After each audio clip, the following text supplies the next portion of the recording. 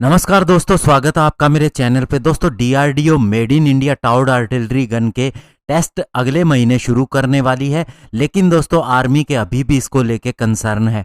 आज इन्हीं के ऊपर बात करेंगे। चलिए दोस्तों शुरू करते हैं।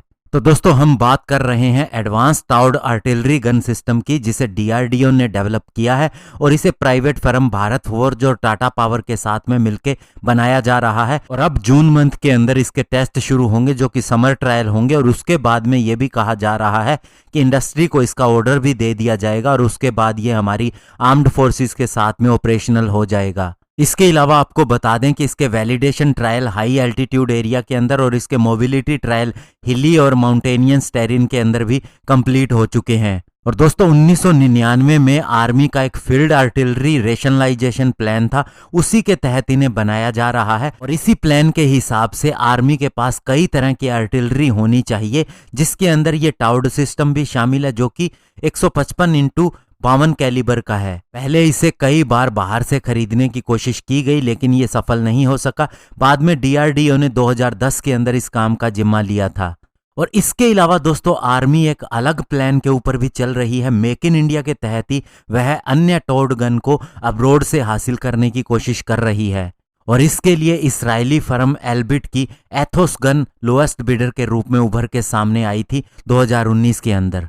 और इस गन के लिए 400 गन्स को इसराइल से ही खरीदा जाना था। बाकी की 1180 गन को इंडिया में ऑर्डिनेंस फैक्ट्री बोर्ड के द्वारा बनाया जाना था, जिसमें ट्रांसफर ऑफ टेक्नोलॉजी भी शामिल थी। लेकिन अभी आर्मी का प्लान चेंज हो गया है। वह केवल 400 ऐसी गन को ही प्रोक्योर करना चाहती है इसराइल से। लेकिन डीआरडीओ का इसके ऊपर भी विरोध है। उसका कहना है कि उसका वेपन सिस्टम कहीं ज्यादा बेहतर है इसराइली वेपन सिस्टम से। लेकिन दोस्तों आर्मी के क्या कंसर्न है? तो पहला तो आर्मी का कंसर्न ये है कि ATAGS जो है वो हैवी है। इसका वेट 18 टन है, जबकि इसराइली एथोस गन का वेट 15 टन है। तो इसी वजह से इसे ऑपरेट करना इजी है अगर हम माउंटेनियस और हाई एल्टीट्यूड टेरेन की बात करें। लेकिन दोस्तों जो लोग ATAGS की वकालत करते हैं, उनका कहना है कि आप अगर माउंटेनियस एरिया के अंदर ही ऑपरेट करना चाहते हैं तो हमारी लाइट वेट होवित्जर भी शामिल है, जिसका नाम धनुष गन है, जो लोकली बनी है। उसका इस्तेमाल कर सकते हैं। जैसे कि हमारे T90 T72 टैंक को माउंटेन के अंदर इस्तेमाल किया जा सकता है, इजीली एयरलिफ्ट किया जा सकता है,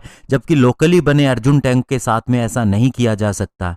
और साथ ही ATAGS की सेल्फ प्रोपेल्ड मोबिलिटी भी बहुत ज़्यादा हाई है और ये हर तरह के इंडियन ब्रिजेस और टेरेन को क्रॉस करने की क्षमता रखता है। और इसके अलावा ATAGS का जब PSQR यानी weapon procurement and qualitative requirement का सेकंड टेस्ट चल रहा था, तो इसे सिक्किम के अंदर लेके जाया गया था काफ़ी ऊंचाई पे, और ये बहुत ज़्यादा इजी रहा था। और ये इसकी एक बड़ी सफलता थी, क्योंकि 15,500 फीट के एल्टीट्यूड पे इसे ले जाना बिल्कुल ही ईजी रहा। और इसे रात के समय पर ले जाया जाता था, ताकि दोस्तों दुश्मन को भी इसका पता न चले और जो टूरिस्ट वहां आए होते हैं उनको भी किसी तरह की दिक्कत ना हो। और इसके अलावा दोस्तों जब इन्हें लेके जाया गया तो उस समय इसे इसके टावर से अलग नहीं किया गया, जबकि ऐसे दुर्गम क्षेत्र में अन्य सिस्टम को ले जाना हो तो उन्हें सेल्फ प्रोपेल्ड मोड के अंदर ले जाना पड़ता है, उन्हें अनहुक करना पड़ता है और इससे ट्रेवल टाइम भी बढ़ जाता है। लेकिन इसके साथ में ऐसा नहीं हुआ, तो इससे आप समझ सकते हैं कि इसकी क्षमता क्या है। और अभी तक फॉरेन गन का ऐसे एरिया के अंदर 23 किलोमीटर का ही मोबिलिटी टेस्ट हुआ है,